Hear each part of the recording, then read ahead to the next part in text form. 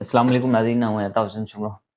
नाज़रीन ॿियो सिंध जे मुख़्तलिफ़ हिस्सनि में सियासी माहौल गरम हुजे न हुजे, लेकिन घोटकी ज़िले में इन सर्दी जे मौसम में भी सियासी पारो जेको आहे उहो तमामु घणो हाइ आहे। उन्ही सिलसिले में अॻूणा सूबाई वज़ीर आहिनि सरदार अली नवाज़ उर्फ़ राजा खान मार साहिबु, जेके लाॻीतो मुसलसल अॼु टियों ॾींहुं आहे त जेके उन्ही जे बंगले ते मुख़्तलिफ़ बिरादरी जा जेके PSX में अचनि था कि उनजी गॾिजाणियूं जारी आहिनि।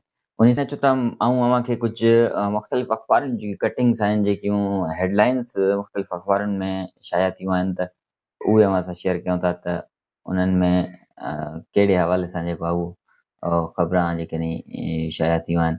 सभ खां पहिरियां आऊं सोभ जी ख़बर जेको आहे उहा अव्हां सां शेयर कंदो हलां, जंहिंमें हिकु अहम बयानु जेको आहे उहो साम्हूं आयो आहे अॻूणे सूबाई वज़ीर सरदार राजा खान मार जे पारां, जंहिं चयो आहे त धारे जा ॿाहिरि अटे में लूणु बराबरि आहे। धारे जा ॿाहिरि अटे में लूणु बराबरि आहिनि।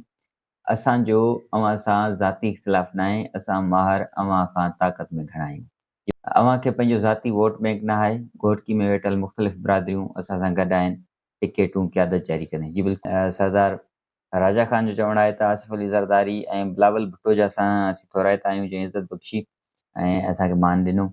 ऐं उन नाज़रीन उहो बयानु आहे जेको सरदार राजा खान जलसे में मुख़्तलिफ़ बिरादरियूं जॾहिं उहे कठु थियो हो त उन में ई ख़्यालनि जो इज़हार कंदे चयो। ऐं उन सां गॾो गॾु उनजो चवणु हो त 368 म्यूनिसिपल मुलाज़िमनि खे बरतरफ़ करे ज़ुल्म कयो वियो हो, बहासी बहाल कंदासीं।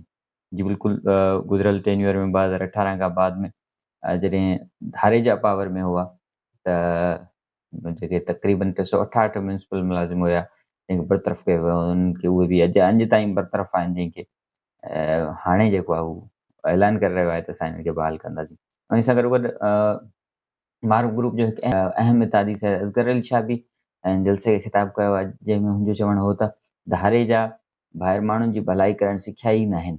धारे जा ॿाहिरनि खे माण्हुनि खे मिलियल रोज़गार बि कसणु सिखियो आहे। म्यूनिसिपल बरतरफ़ कया विया। म्यूनिसिपल कमेटी जे 3 सालनि खां पघार बंदि करे रुलायो वियो आहे।